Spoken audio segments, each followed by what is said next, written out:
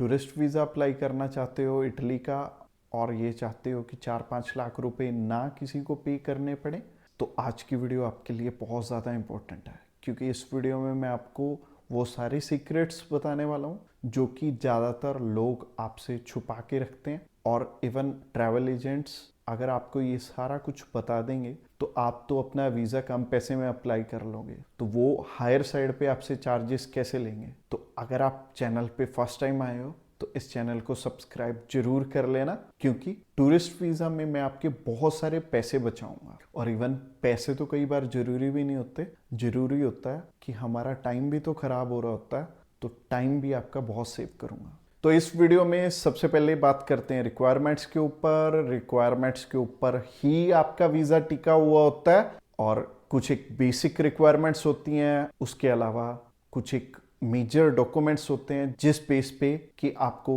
जज किया जाता है, और कुछ एक एम्बेसी की रिक्वायरमेंट्स हैं वो फुलफिल करनी पड़ती हैं। और बेसिक डॉक्यूमेंट्स से स्टार्ट करते हैं। बेसिक डॉक्यूमेंट है आपका पासपोर्ट। पासपोर्ट में वैलिडिटी होनी चाहिए कम से कम 6 महीने की, अदरवाइज आप अपनी अपॉइंटमेंट ही नहीं कर पाएंगे। और पासपोर्ट साइज फोटोग्राफ चाहिए होंगी आपको, 2 35x45 साइज की। और अगर आप मैरिड हैं तो मैरिज सर्टिफिकेट चाहिए होगा, और अगर आपके बच्चे भी हैं तो उनका बर्थ सर्टिफिकेट चाहिए होगा। इसके अलावा जो चीज़ें आपको छुपाई जाती हैं, अब वो मैं 3 मेजर डॉक्यूमेंट्स के साथ मैं आपको बताऊंगा।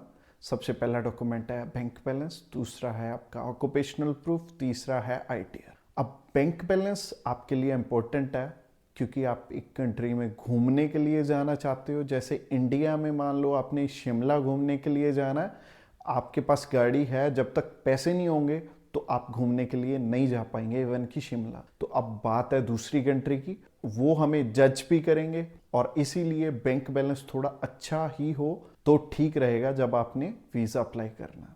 और बैंक बैलेंस तो है, मान लो आपके पास 5-6 लाख रुपए बैंक बैलेंस है। वो बैंक बैलेंस आ कहाँ से रहा है, यानी कि आप काम क्या करते हैं। अगर आप जॉब करते हैं तो आपकी सैलरी आ रही होनी चाहिए और वो अलाइंड है, उसी हिसाब से आपने टैक्स भर रखा है, आपकी प्रोफाइल परफेक्ट है। बाकी इसके अलावा बहुत सारे लोग, इवन कि 100 में से ना 80% लोग गलतियां करते हैं, इसी वजह से उनका वीज़ा रिफ्यूज़ होता है। असल में उनकी प्रोफाइल ही अलाइंड नहीं होती और वो अपना वीज़ा अप्लाई कर लेते हैं। तो ये चीज़ का शायद आपको भी नहीं पता लगेगा, तो आप एक बारी चेकआउट जरूर करवा लें हमसे। आप हमें कॉल कर सकते हैं। इसके अलावा जो एम्बेसी की रिक्वायरमेंट है वो है आपका वीज़ा एप्लीकेशन फॉर्म बहुत अच्छे से फुलफिल हुआ होना चाहिए। इसमें भी लोग गलतियां करते हैं। और कवरिंग लेटर भी आपका ज़्यादा छोटा होना चाहिए, ना ज़्यादा बड़ा होना चाहिए, बट आपने अपनी सारी बात उसमें समझानी है, तो कवर लेटर अच्छे से बनाना बहुत ज़्यादा ज़रूरी है। इसके अलावा जितने दिन आपने वहाँ पे रुकना है, आपको डे टू डे आइटनरी भी देनी पड़ेगी, और उसी हिसाब से आपने अपनी जाने और आने की एयर टिकट भी शो करनी है, होटल बुकिंग भी शो करना है, और ट्रैवल इंश्योरेंस भी शो करना है। तो ये जो 6 की 6 चीज़ें हैं, इनमें आप हमारी मदद भी ले सकते हैं। और हमारी जो कॉस्टिंग है बिल्कुल नॉमिनल है। पूरी मार्केट में इतना कम प्राइस आपको नहीं मिलेगा, बट कम प्राइस की बात नहीं है, हम आपको गाइड भी अच्छे से करेंगे आपके मेजर 3 डॉक्यूमेंट्स में।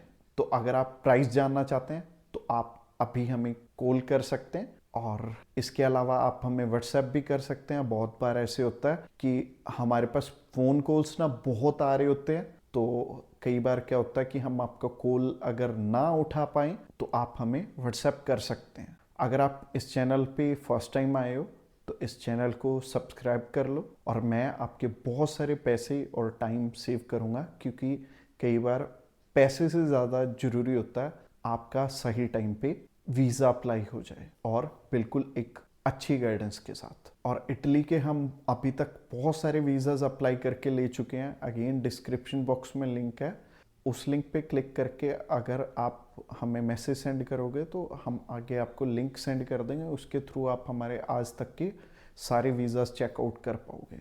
और हम बहुत सारे लोगों की पिछले 8 साल में हेल्प कर चुके हैं। अगर आप भी चाहते हो तो आप मैसेज कर देना। और इटली से रिलेटेड अगली वीडियो आपने ज़रूर चेकआउट करनी है।